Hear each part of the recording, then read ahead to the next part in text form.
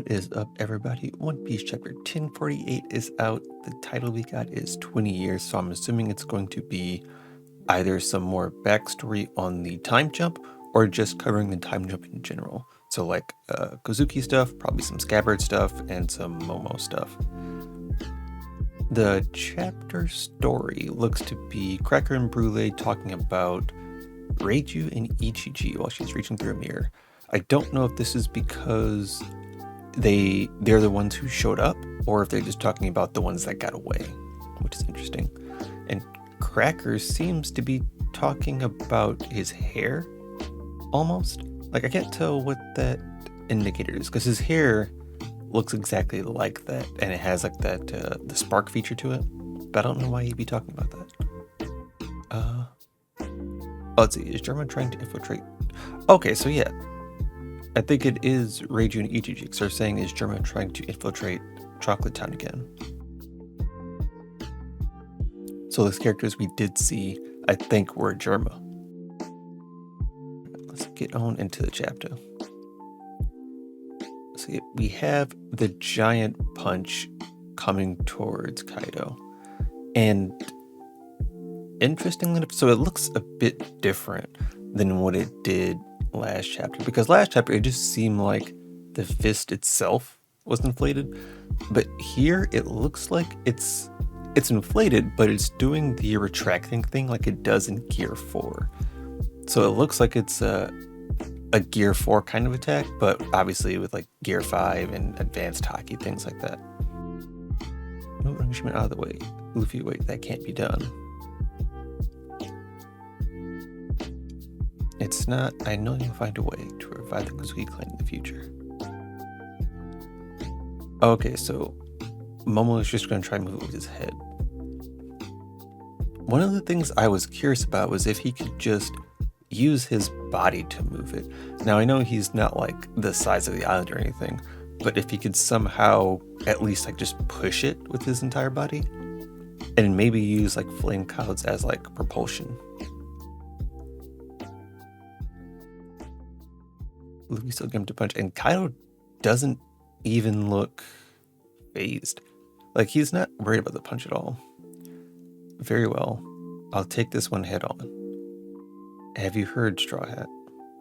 This country's hero burned to death 20 years ago. So one, Kaido wants to take the punch head on, which I figured he wasn't getting away anyway, but that's interesting. Flaming Drum Dragon. This has been a lawless land since then. They've waited all this time for you saviors to show up. So Kaido just basically ignited? Is he just on fire now? That's clean. And Luffy is still just like hanging on by a little piece. Kanji means Great Blazing Dragon Torch. It reminds me a lot of King's final attack. And honestly, this might be the inspiration for King's final attack. Oh, and Luffy has to let go. Don't worry, it's okay to let go. I assure you I won't run. After all, your right hand won't come crashing down because I'm going to vaporize it. Oh, so I didn't even notice that Kaido's body was brushing against one of the horns, and it just vaporizes and melts the horn. So his body is just like almost magma. So it basically is King's final attack. Like, I'll let that happen. Come on, no. Rising Dragon. What you call hockey is known as Rio. And his fist is making, so it is like a Gear 4, because his fist is making kind of the retracting sound. Ram's taught me how to attack without making contact. I'm gonna knock you. So he's going to use Rio in it. So he's gonna land this giant punch, but it's going to be like the Whitebeard Roger clash where he doesn't actually make contact. Bajrang Gun. The Hindu monkey god, inspiration for Sun Wukong. So it's like Monkey King gun. Instead of King Kong gun, it's Monkey King Kong. Blazing Bagua. Kaido loves his Baguas.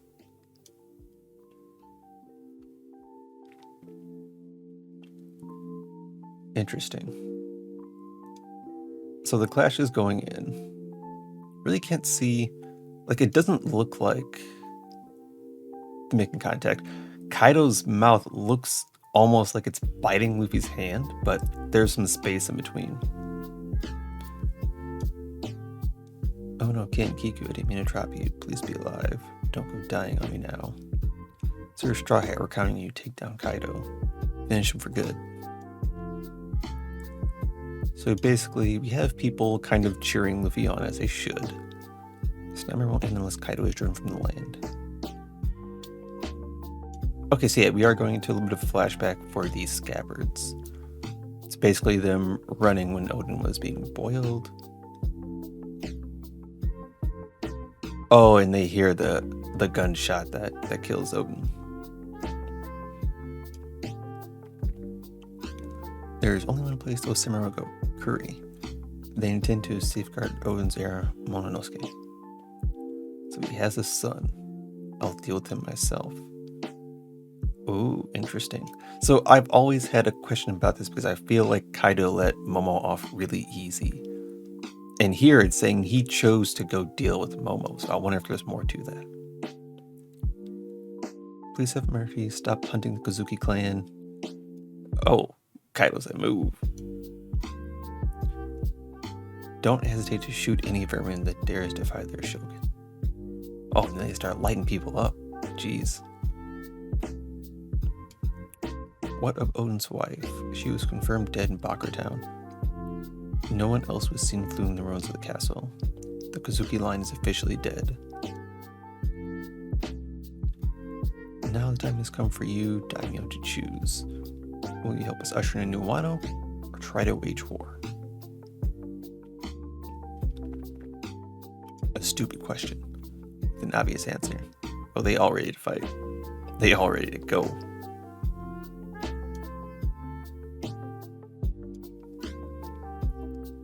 We refuse to recognize a shogun that isn't a Kozuki. It is our duty to avenge Odin. And Kaido just looks... The panels where we just have Kaido kind of in the sky looking down on the ground are always just fantastic. Kaido hits him with Boro Breath. And for the most part, it looks like they're eating it up. Weaklings. It would be an insult to call any of you samurai. If only the fool didn't have Kaido backing him. Quiet, Orochi has ears everywhere. Kaido's forces will find us. Yeah, Orochi really only has Kaido. That's the only reason anything goes in his favor. And Kaido is just a beast. Track down every able-bodied young man you can and bring them here. This entire country will become our weapons factory.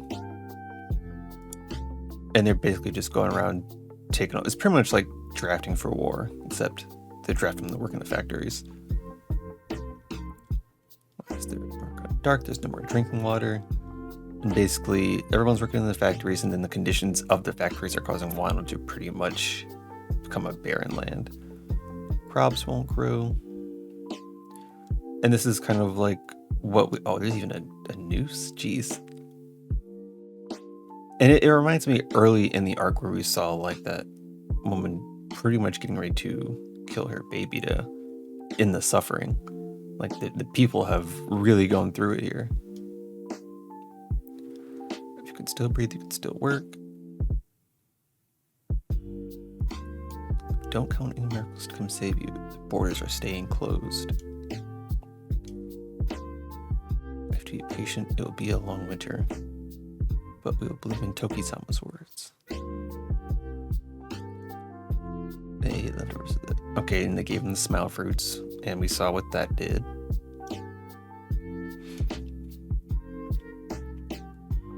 That's it. Use balance out suit. Their bellies will stay empty. Loved ones continue to kill over. So he's basically cheering that. It's so weird because he's cheering for the downfall of Wano, basically everyone dying. But that completely goes against what... I guess it doesn't go against. They can always get new people, but it defeats the purpose of having like slaves and slave labor if you're purposely like killing them off. The purvey for his country's pests. And it's not like he has like a hierarchy in the country. He's just like literally the inhabitants of Wano will all suffer. That is my only goal. Oh, this is Orochi, who's also on fire. But I think he's dying from it. Kurisu Kumurosaki. I'm taking it with me. He actually looks pretty menacing here. Like the fire form is really clean. You shouldn't have underestimated the wrath of the Kurozumi clan. Come together. Oh, there's a blade. Denjiro? Denjiro? Seems things are getting out of hand here. It's Denjiro, the man who's been gone for I don't know how many chapters. Please make Orochi disappear. Oh, well, the lanterns actually just straight up said get rid of Orochi. And if my math is correct, that should be the final hit. That should be the last one Orochi has. It falls.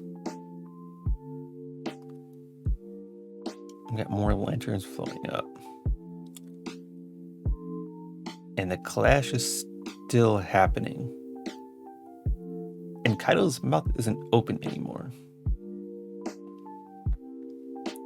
Which is weird, because that's kind of how he was clashing with Luffy's punch, was that he had his mouth open. He was doing almost like a Bago, but with his flame breath.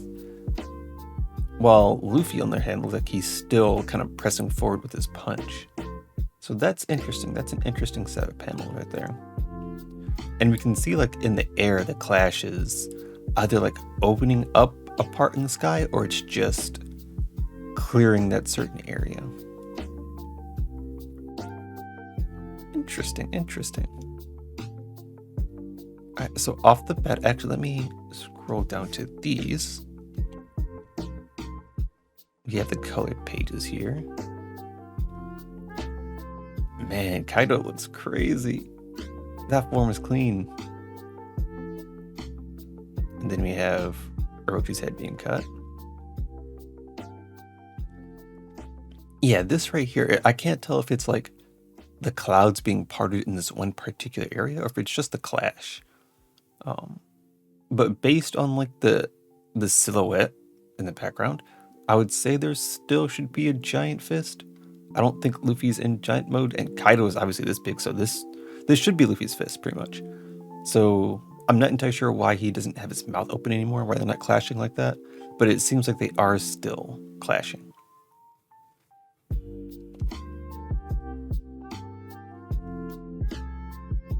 Man, that was a good chapter. We finally get to see Denjiro.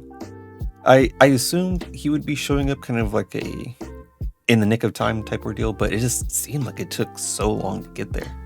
Like, there was so much he could have been doing in the meantime, I feel like, to where him showing up here is like, okay, so what were you doing on the way here? Because everyone else seemed to have a task, and if you were just running straight here, I feel like you took way too long.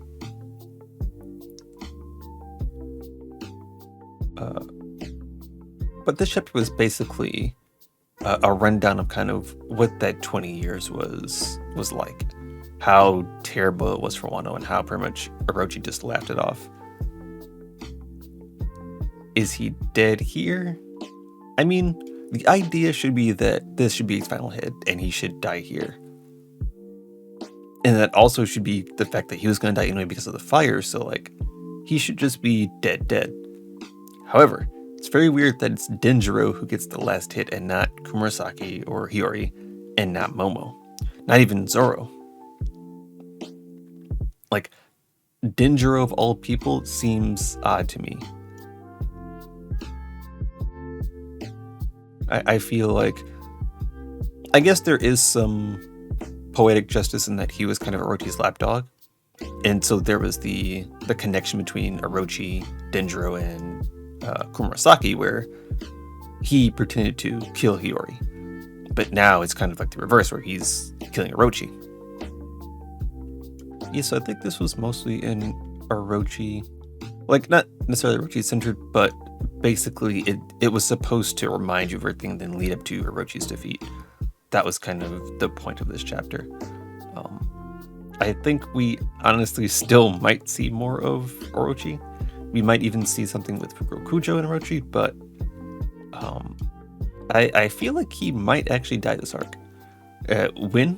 I'm not entirely sure, but I feel like it should be on the verge, on the cusp. But thank you for watching. Let me know how you guys felt in the chapter down below, and I'll catch you on the next one. Bye.